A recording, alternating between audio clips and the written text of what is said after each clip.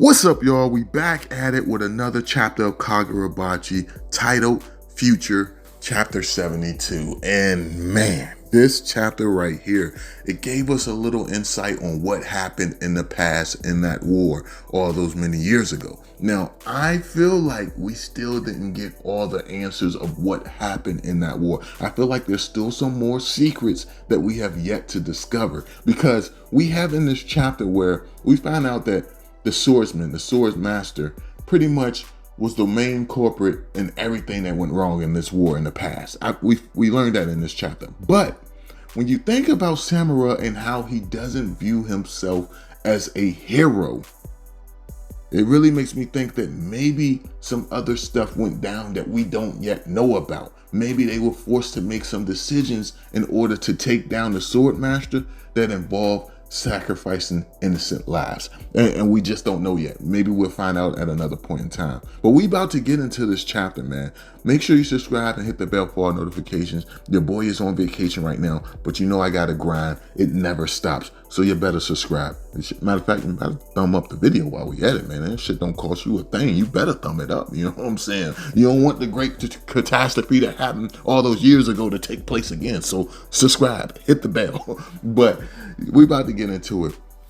Now, I'm really wondering if people such as Char and other characters actually originated from that island, and somehow they were able to sneak into Japan without them being aware of it, and that's why she has the ability to heal and stuff like that. I'm very curious if that's the case with Char, as well as other characters throughout the series that we have yet to meet. I'm very curious because I feel like at some point in time we're gonna meet survivors of that island. In fact, I think your boy Yura, I think he may even be a survivor, but we do have a statement that Samura makes where he says like, yo, I don't recognize this dude scent at all, so I don't think he's from that island. But I feel like it's got to be a reason why he knows the information of the past. Seeing how young he is, there's got to be somehow a way that he found out that information. I don't want to say a traitor within the organization told him, which is very possible, but no, I feel like it's more to it. I feel like it's a lot more to it. But in this chapter, we get a lot of information, man. We get a ton. In fact, the Swordmaster, he's someone to be feared. I don't care how it's going to happen, but eventually this guy is going to be set free. And when he gets set free, man, it's going to be trouble. It's going to be trouble. Think about every time they mentioned this guy, or every time they showed him in the series, they gave us like a little small panel of him in prison. In this chapter, we got a full face shot of him sitting there in the aftermath of his battle on that island with those people who were trying to take over. Insane. Like the corpses, the bones, like, yo, this dude took them down to their bones, which is insane. So one thing I don't get is what caused him to go down that path. Like, what did he experience to make him say like, yo, they all need to be wiped out, forget this? Was it just the overwhelming power of his enchanted blade where it corrupted him? And I don't think that's the case though, because they say because of how powerful he was able to make his enchanted blade evolve. So I doubt his sword was consuming him. It sounds like he was consuming the sword, if you ask me. Not only that, just how when old boy father tried to use his sword in the previous arc, you see that he was still taking control over the sword at that point in time. So I think maybe something tragic happened for him to feel like, yo, he had to go down this dark path. Because in this chapter, we find out that he was very close friends with Chihiro's father, and that's why he was chosen to have the strongest enchanted blade. I don't know, man. This chapter right here, it gave us answers, but it left so many more questions, if you ask me, man. That's just how I feel about it. You guys can let me know how y'all feel, but the Swordmaster, he's going to be a problem in the future. I don't think anyone's ready for this guy. One other thing I want to point out before we get into the actual chapter review is the old man who runs the organization of Japan. I can't think of the name of the organization right now. I don't have my stuff up on the screen. I'm not at home. But the fact that they showed this guy take down Azume as well as Shiba at the same time with ease, I want to see that old man fight. I want to see what this dude is capable of. I want to see it, man. I want to see it. Hopefully we get to see him fight at some point in time in the series. Maybe he might even train Chihiro. I would like to see that as well. Also, when it comes to Iori, oh man, yo, I'm like starting to think there might be a point in the story or a point in this arc where she's forced to cut down her father. Yeah, I think that might actually happen where she's like, yo, I told you I will become the best swordsman in order to protect you.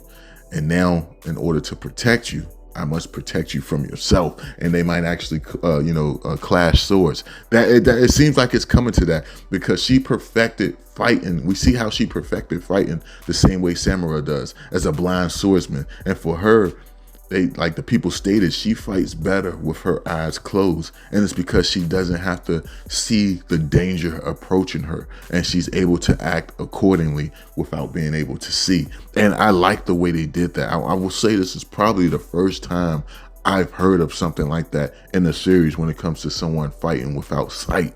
And I think it's dope as hell. I mean, shoot, she goated. She just went up the pedestal in my ranking for this series. I might do a video on my favorite characters from least to favorite at some point in time. Let me know if that's something y'all would want. But we about to get into the review. Again, you better thumb up the video. Don't make me come after you. I don't want to be this guy. But the chapter starts off, of course, we have Yura. He's actually talking to Samura, and he's explaining everything that happened all those years ago in that war. And you have it where Samura was like, yo, man, my ex-wife just passed. Like, yo, give me a break. But you have it where, Yura, he apologizes for the inconvenience, but that's when we find out that the war took place all those years ago. You have it where all these people who were unaffected by the enchanted blade material, they were running amok, they were invading Japan, they was causing all type of trouble. Then that's when you have it where the enchanted blades were created by your boy Chihiro's father, and then because of that, the balance was tipped in Japan's favor. Then you have it where these people realized how powerful these enchanted blades was, and so they chose peace. They said, yo, we don't want to fight no more. We want to sign a treaty. They threw up the white flag, which is kind of like, okay, well, now that happened, things should be good. You have it where they show how some of the people may have been bloodthirsty or whatever, wanted to fight, but not everyone on that island was like that. People are individuals, and individuals have their own thought process. They have their own behaviors, and it does make sense. Even in our world today, you have some people, with the same upcoming as another person, but they choose violence as opposed to peace. And that's pretty much what your boy Yura was trying to explain, to Samura. And it's like, yo, at a point in time, you had it where the Swordmaster said, no, they must be annihilated. Now, like I said earlier, I want to know what brought him to this decision. What happened for him to make this decision, for him to decide that none of them should survive. Everyone should be wiped out from this island. I feel like something big behind the shadows had to happen for him to come to this decision. It might even be a point in time where we might actually understand his viewpoint and look at him like, yo, I'm not saying what he did was right, but I understand why he chose to do it. I feel like we're going to get something like that in the future. But this panel they show of him just sitting there, oh my gosh, bro, that shit is ruthless. Like, he got the little blood specks on him. I don't know if that's blood specks or like his skin deteriorating from him using the power of his enchanted blade. I don't even know. But then they just show how, because of his decision, he just went on a killing spree, destroying everybody from this island. And you just see like the little butterflies flying around like we've seen in the previous arc when old boy father, tried to use the katana. But you just see all the destruction. You see the centipedes. You just see bodies and corpses laying on the ground. And you find out that, yo, he laid waste to roughly 200,000 lives. He took 200,000 lives just to prove his point, just because he felt like they didn't deserve to survive. And like I said, it does feel like it's just, since he said all of them need to be exterminated, it does feel like Star Wars. Not just the men, but the women and children as well. If you know the line, you know the line. I really want a fan of episode 2, but that's probably the dopest line in episode 2 of Star Wars.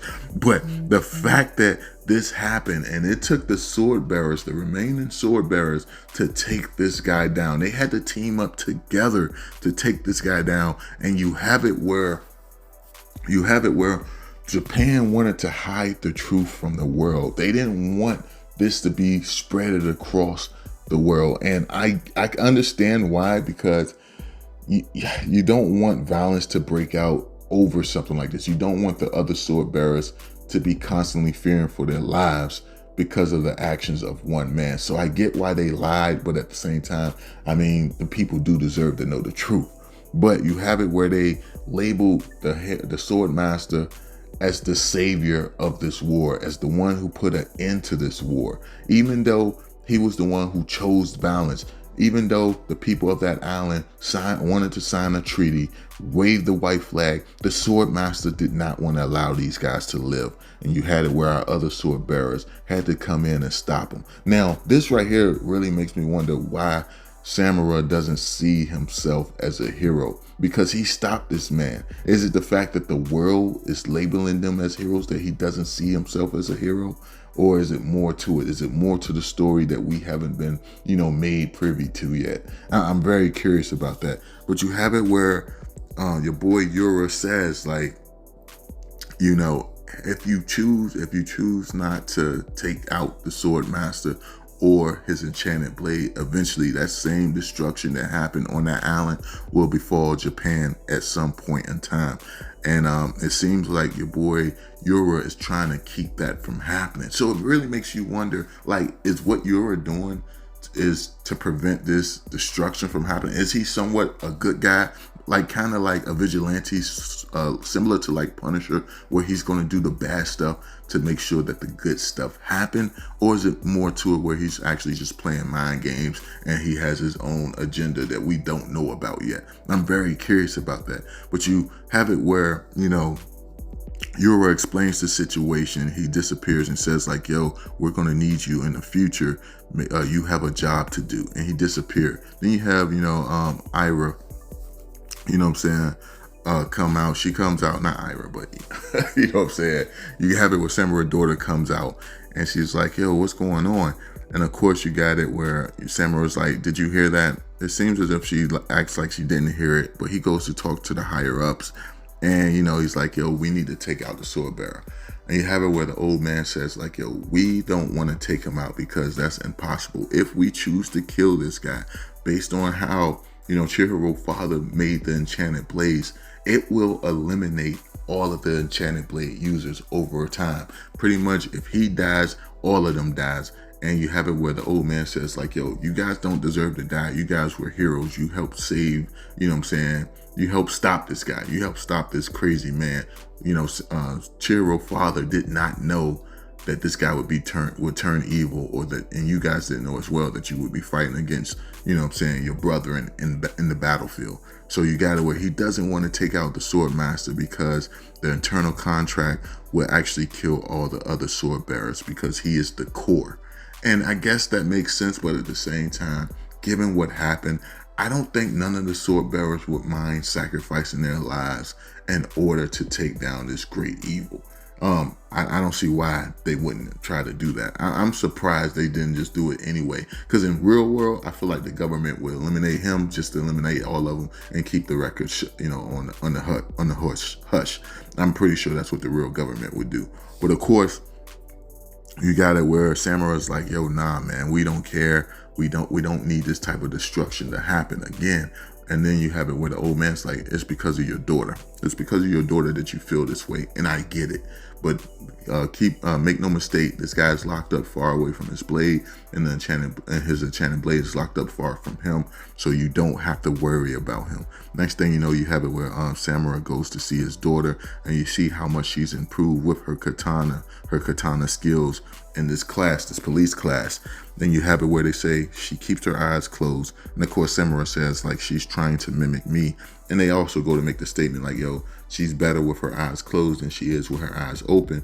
And that's when, you know, Samura says like, yo, she's afraid to open her eyes, you know, closing her eyes eliminate you know, extraneous thoughts. And because of that, she's able to concentrate and focus on wielding the sword. And that's dope as hell. But then you have it where she looks at her father. Did you see me? I'm going to be the best fighter ever, and I'll protect you, Dad. And I feel like that right there made Samura choose the path that he chose. Looking at his daughter as she's saying she would do whatever it takes to protect him made him think that he needs to do whatever it takes to protect her. And that's how the chapter ends. Like I said, man, this chapter was insane. But I'm curious to hear y'all thoughts down below. What do you think about the Swordmaster? What do you think about Samura? You know what I'm saying? Iori. What do you think about her? What do you think about what Yura actually said about the destruction coming back? Let me know down below. And the Swordmaster, insane. But let me know your thoughts down below, and I'll catch y'all in the next one. Peace.